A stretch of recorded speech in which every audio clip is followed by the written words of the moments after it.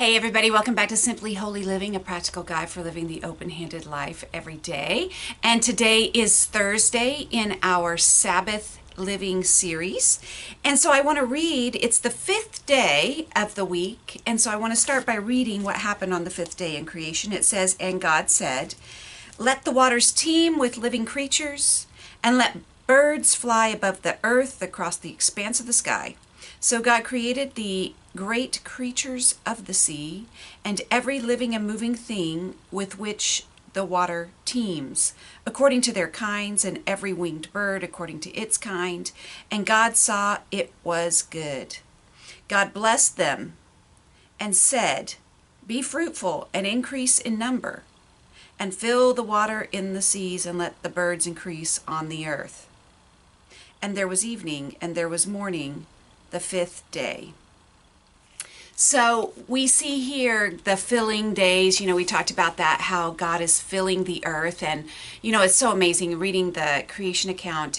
I try not to get distracted, but I get distracted all the time. Like, I'm supposed to be making this video series about the Sabbath, but then I started thinking about creation, how cool that is, and then how understated the Bible is. So he fills the sea with great sea creatures, and then you watch Planet Earth or Blue Planet, and you realize, whoa, it's just so much, and the birds and all that kind of stuff. So anyways, it's cool for another day. But how it applies today is just, I wanted to keep going through that God had ordained certain days to do certain things, and this is very much what has to happen in Sabbath living. We celebrate the Sabbath, yes, we celebrate the Sabbath on the seventh day of the week, but all the other days have their agenda too. And that is how God operates. That is how he operated when he created the world. And so it's good for us to count our days, to make our days count, to order our days, to figure out how does God want me to live in a certain week. I don't think you can look to a society, any sort of earthly society, to get your answers. I think you have to look to God. I think you have to look to his word and see what he's saying to do. I do think one thing that has helped me through the years is, as I've tried to make sense of our modern culture and our 21st century isms, and our American culture, it has helped me just to study more and more the Israelites and how God set that up. Now, this is when we usually get a little bit bored when we do our Bible reading all the way through. People usually are so excited all the way through Genesis. It's really amazing. I love Genesis. And then you get through Exodus even, it's still really cool and amazing. And then it gets into Leviticus and Numbers, and you start going, oh my goodness, I don't know what this means. And that's when the family reading can bog down. But I will say, as I've gotten older and I've started to read more sort of, I guess, scholarly literature, I don't want to make it sound like I'm some sort of scholar or whatever, but as I've read more about it, I'm really impressed with how God did things, and why did he say don't eat this? Why did he say do this on this day? Why did he say stay away from here? Why did he set up the laws the way that he did, and the government the way that he did? It's really kind of intriguing and interesting for another day. But as of today, it's the fifth day. So I woke up this morning thinking, okay, so what has already been done? And so in my week, my bathrooms are clean. Talked about that on Tuesday. The groceries have all been bought. So yesterday, my family, we went to Costco. We went to Costco at lunchtime. It's like, now I can see that that's going to be kind of a cool thing for our family. Wednesday we get to go to Costco for lunch. So anyway, we went over to Costco, did the grocery shopping.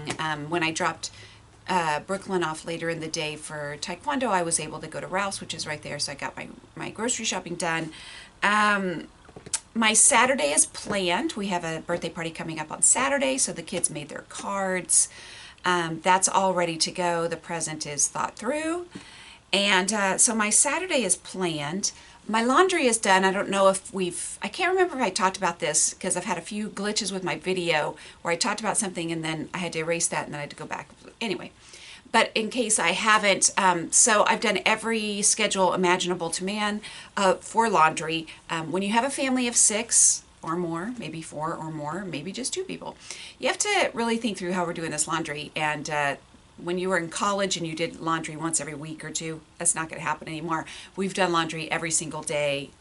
We do laundry every single day in our family. But now I'm to the point, because my kids are old enough, my youngest is 10, where everybody has their own laundry day and they're responsible for their own laundry from beginning to end. So they have it marked on the calendar. They know they've got to get their laundry in. They know how to run the washer. They know how much detergent to use. They know what to set it on. They have to be responsible for moving it to the dryer later on in the day. They know how to do that. They know how to clean the lint thing. They know how to do all that kind of stuff. And then they have to put their own laundry away that night. It's actually kind of good, because then everybody else gets a break from laundry. They don't have to do it every day. So all of our laundry is actually on a schedule that's kept up with, but today is sheet day. So this is the day we do our sheets, and actually this is Jay's big contribution to the week as far as chores go. He does a lot of other things, but as far as chores go, he is so awesome, because for years now he just strips the bed in the morning, puts the sheets in, and makes the bed. It's his little gift to me. It's nice. So anyway, we have sheets to do today, and we have a full day of school and work to do. This is a big day for me too. Thursdays are still we're not slowing down at all. This is actually yesterday was sort of a more down day with my schedule, because I constructed it, and I was reaffirmed yesterday as I went into the school day and realized, for no apparent reason except that it's the third day of doing something in a row, it is hard, the information. And I realized, when you're trying to accomplish something, when you are creating and you're innovating and you have a project or work that you do that is really creative, it's hard to analyze why things don't go well one day, because there's so many different factors going in. Well, is it because the kids aren't in a good mood? Is it because I'm not in a good mood? Is it because we're tired? Is it because, there's so many factors. Or is it the curriculum? Or is it what I chose to do? Or blah, blah, blah. And you can get lost in there. But yesterday was a sort of confirmation for me that, because actually the kids were fine yesterday, emotionally, spiritually. I had a good day spiritually, and we still just didn't really want to do what we were supposed to do. And I realized, okay, so there is just a certain amount of this that is pushing through that third day or choosing not to, which is a choice before me at all times. So we did push through the work in the morning. Then we went to Costco for lunch, but my afternoon is a little more sedate on Wednesdays, and I need that. Because Thursday is a day where I have a group class that I'm a part of, and so it's it's a bigger day too. So I have a lot on my plate today. But honestly, the house stuff is done. So I'm going to be finishing work today. I teach some violin lessons, and I have school with the kids. So, and I'm also going to be thinking, I really need to get all this stuff done, even though it's only day 5. I guess over the past couple of years, God has taught me, everything has gotten pushed back. I used to leave things until the 6th day, and then I realized I was so exhausted by the time Sabbath started, I couldn't really even enjoy it. So I've pushed things back in the week. So I'm kind of like, okay, I want to make sure everything's done before tomorrow, so I'm not trying to cram more into tomorrow. Something that I'm newly trying to do is I'm trying to think through Fridays. And this is important for people who have ministry activities on Fridays. So Friday night, even though we start our Sabbath at Friday dinner, we have Bible talk on Friday night.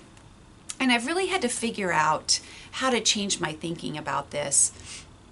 And I hope this is helpful to you. But, something that can happen, that thing that I talked about early on in this series about the have-tos and get-tos, this wonderful thing about Friday night, which is, hey, I get to be with other believers, I get to hang out, I get to see people that are in my Bible talk, and I get to fellowship with them, and, it's snacks and, dessert and coffee, basically, with my spiritual friends, and we get to read the Bible and pray a little bit and just have a little bit of fellowship. This should be a good thing, right? I mean, this should be something I'm looking forward to. this should be awesome. This is actually what the Jewish nation has done from the very beginning. They would have their Sabbath, and they would actually probably invite, they may have their Sabbath with somebody. They may have their family dinner with, first of all, they would have it with the extended family. That's something for all of us to kind of get to look forward to after our children are raised and grown. I've known my Jewish friends who know that every Friday night, their kids come home, all the kids come over, they have Sabbath dinner together. At least once a month, and some of them every single week. And then they just sit around and talk and talk and talk until they go to sleep. And that should be how I'm looking forward to Friday night, and that can be how we look forward to it. However, those of us who are sort of leading a ministry, it's our Bible talk at our house, or I serve in the youth ministry, and that means that on Friday nights, I'm preparing a lesson. I'm reaching out to kids. It's our evangelistic night for everybody. This is a night where we're hoping that some people are going to come, visitors are going to come to our Bible talk. At least that's the way it was. That's always the way it's been for me. My Friday nights are set aside for evangelism. So when you add that in, or maybe you're a person working with a junior high ministry or something like that, then it does feel like, oh no, I'm prepping for something. Oh no. And also Satan attacks. So Satan, I know that on Friday, the spiritual battle is going to be raging, and I can't explain it other than it's the spiritual battle. Everything that can go wrong is going to go wrong tomorrow. I know that there's going to be strong opposition. I know that I'm going to feel things very in a magnified way. I feel like that Satan is a magnifier of emotions. So, if something bad happens, it's horrible. My mind can start to be focused on the things that are bad, things that haven't gotten done, how hard it is to prepare for things, blah, blah, blah, blah. Resentment. He wants us to be resentful of all the things that God asked us to do, because from the beginning, don't forget that from the beginning, that's how he got Eve. Did God really say? Oh my gosh, that's ridiculous. You say you can't eat that? That is too much. How could he expect that? He's always trying to make us feel like God is a tyrant, that God is too much, that God is, asking too much of us. And, it's just Satan. So I have to bring my mind back to, on Fridays, if it starts to be a burden to me, oh no, the snacks. We can make a big deal about snacks. Who's on snacks? Oh no, I don't know how to, plan snacks for my thing. And it's just a burden. I have to pull myself back and go, no. I'm not going to think about Friday like that. On Thursday, I'm going to think it through. And I'm going to go, I'm so excited that I get to see my spiritual friends. I've been in my own work land for a whole week. And I'm going to enjoy the fact that I get to be with my spiritual family on Friday night. Let me tell you, if you're in the youth ministry, those kids are looking forward to Friday night, because they have been at school all week and it's been hard. And if most of the kids that I know, they're like, I love Friday night because I finally get to be with my spiritual family. It's just easier, and it's just a break. It's so nice. So they look forward to it at the end of their week. So I need to train myself. You can train your brain. You can train your mind, the well-trained mind, the mind that is thinking about the good. Philippians 4, whatever's good, whatever's noble, whatever's right. Those are the things I'm going to be focused on. So I'm going to think it through on Thursday and think, what are all the details? Well, I got to get Jacob over to his Berean builder thing, which you would think would be easy since it's right down the street, but it's still like, who's going to pick him up? I'm going to think about, okay, well, then how is Jonathan going to get over to his Bible talk, because his Bible talk meets in Burbank. And, I got to make sure that he gets over there and that someone takes him, which I usually have. I highly recommend, if you haven't gotten used to it yet, you need to get used to carpooling in the kingdom of God. You need to take advantage of other people who are in the same ministries as you and enjoy it. Just go, I'm so excited. My kids have always been excited to be able to go to their ministry thing. And I know that there is a thought, and I've thought it many times, well, Fridays, we just want that to be family. And I'm like, I know, I get it. Maybe that's the way we should be doing it. And maybe that's the way we'll do it in the future. There's a lot of reasons why our particular ministry is organized the way that it is, and I can't explain every single one of them and go into detail. There's always going to be pros and cons about how a ministry is run. would it be easier for our family to have dinner and sit down and watch a movie on Friday nights? Absolutely. But what is gained from my kids having spiritual input from mentors outside of our family, I feel like I'm willing to sacrifice my Friday night, what would be easier for me, for what is better for them right now. I have landed on this is very important to them. So I go, it's worth it to me. So I'm going to make sure that it happens, and I'm not going to resent it. So I'm going to set it up ahead of time. Now, usually when resentment comes in is when I haven't planned and it's too much and it's piling up and blah, blah, blah, and I'm not fighting the spiritual battle. I'm letting Satan win, and I'm letting him dictate my thoughts. So I have to get prepared for that Friday night spiritual battle and go, it's worth it. It's worth it for my son Jacob to be around other people who are excited about God. It's worth it for my son Jonathan to be a part of to learn how to lead a Bible talk. That's what he's doing. He gets to go every Friday night to the Sluskies, and he's basically learning how to be a part of a small group. He's learning how to lead a Bible talk. This is going to be invaluable to him when he goes away to college. So I feel like it's a really good thing for him. My little one, Brooklyn, who's still home with me, she's going to go with me to my Bible talk, and she loves it. She loves it, loves it. So tomorrow night, I know for sure all the girls from my Bible talk are coming over here. So I want to plan something kind of cool for them. So I need to do that today so that tomorrow it feels like a blessing and not a duty. The difference between duty and blessing is really here. It's up to you how you're going to look at that. Are you going to, it's a glass half full or half empty kind of thing. And it's up to you. I was talking to somebody recently, and they were talking about how I want this group to not be a have to. I want it to be a get to. I want it to be something I want to do rather than for a moment, I wasn't sure whether they were thinking that somebody else needed to make it that way for them, or whether they were thinking this is something I need to change about myself. And it reminded me, no one can make something feel like a blessing for you. Only you can choose to make it a blessing. Only you can choose to see it as a blessing. And this really is the open-handed life. Everything that happens to us, our kids get sick, it can be a blessing or it can be a curse. How are you going to choose to look at it? And I'm going to choose to look at my Friday night as I get to have dinner with my family. I get to do my holy blessings. I get to enter into the Sabbath rest. And a part of that is going to be to spend Friday night with my spiritual friends. And then I'm going to go to bed. And it's going to be awesome. So that's the way I'm trying to look at my Friday. So Thursday is really getting through what's going to happen on Friday. And then one lesson that I'll just end with that I feel like God is teaching me even this week is, in the last video I mentioned about how I have my D group on Tuesday nights, and I was pretty short, right? 8 to 9. And I realized, I thought I would put this out there, that I actually do have I do things at night. That my schedule normally is, I get through all the stuff with my family, our dinner routine. I've backed everything up.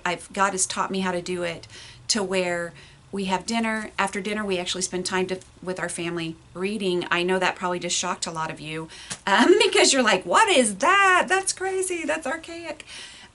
During the week, we actually read a book together. There's ups and downs with that, but I've been wanting to do this for years, and I never have been able to accomplish it. And now this is what we do, so I'm enjoying it right now.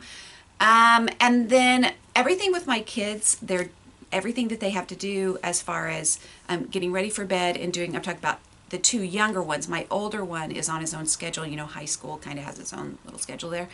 But everything, their work and everything is done literally by 7:30. So my 10-year-old goes to bed at 8. My 13-year-old goes to bed at 8:30, and that was also just a shock for a lot of you. And then my high schooler goes to bed around 10 or 11, somewhere in there. But I have groups at 8 o'clock usually. So on Tuesday night, I have my D group with my girls. And then on Wednesday night, I do Way Down. That's for me. My Tuesday night, I feel like that's my night to sort of train and teach and give and disciple. And then Wednesday night, that's for me. I go, well, I need this because this helps me to be faithful and to do what's right. And then So I do those things at 8. But what I was reminded of last night was that every once in a while there's going to be some sort of an emergency kind of thing. Things are going to happen. It's a spiritual battle. Life happens. And I felt like there was a certain meeting that I needed to be a part of, and that it was really important. And there was a lot kind of writing on it. And it was just important for me to be there. So I had to choose to be there. And what happened with that is that it was good. The meeting was good, and I was grateful that I got to be there. But of course, it was later than what I'm used to, because like I said, I go from about 8 to 9. My way down group usually ends about 9:15.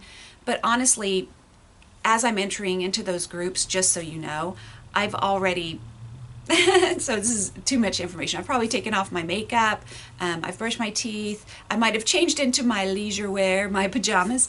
I mean, I'm sort of ready to turn in. But I do this last thing. It's a great way. I have figured out that it's a great way to end my day with these spiritual activities rather than just watching Netflix and vegging out, because I feel totally differently at the end of these, after I've prayed and had spiritual conversations and looked at the Bible and whatnot. It's a great way to end my day. And after people leave about 9:15, by 9:30, I'm kind of falling out. So I have an early night of it. But last night, of course, it was later. So I had to, I did this thing and it was later. And I realized, even though I was grateful to have done that, at the very end when I was really tired, because I was really tired, might sound ridiculous, but, I was driving home at 10 and I was like, wow, this is really late for me. And I was yawning uncontrollably and I was really tired and I was resentful. I was not resentful of what had just happened, but I was resentful that I was tired. And I started realizing, oh yeah, this is how resentment builds up, is that when we're tired, we start to resent being tired. Then we start blaming whatever it was.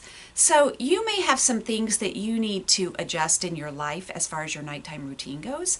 I hear, sometimes people will start to blame God and they'll start to blame spiritual activities in the church for being tired, where it is really, you just haven't analyzed and gone to God and said, how do you want me to do this? God will make a way, and maybe he'll change the other things in your life so that you have time to spend with him and his family. I don't use that scripture, seek first his kingdom and his righteousness, and all these other things will be given to you as well, Matthew 6:33. I don't use that as a weapon or an instrument to pummel people into submission or to make myself feel bad, but I use it as a promise that, I go, well, it is true.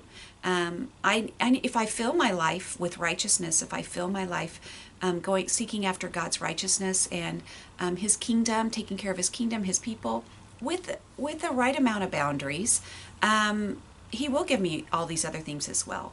I mean, I do have usually a study every week, and I have a D group every week, and I have my own way down every week. But it doesn't overwhelm me because God has right-sized it. He's put it in, he showed me how to sort of tailor my life to the point where it fits in. It fits the right way, and it's not too much, and it's always going to feel like Satan's always going to tempt me to say this is too much, but it's actually really not too much when I've pruned away the other things that need to be pruned away, and I can kind of enter into it with a grateful spirit. So I think that's an important thing, and that's what the fifth day is becoming to me, is making sure that my Friday is set and that my attitude is right about what's coming on that day. So we have 2 more days. I'm so excited to be doing this series, and I will talk to you on Friday.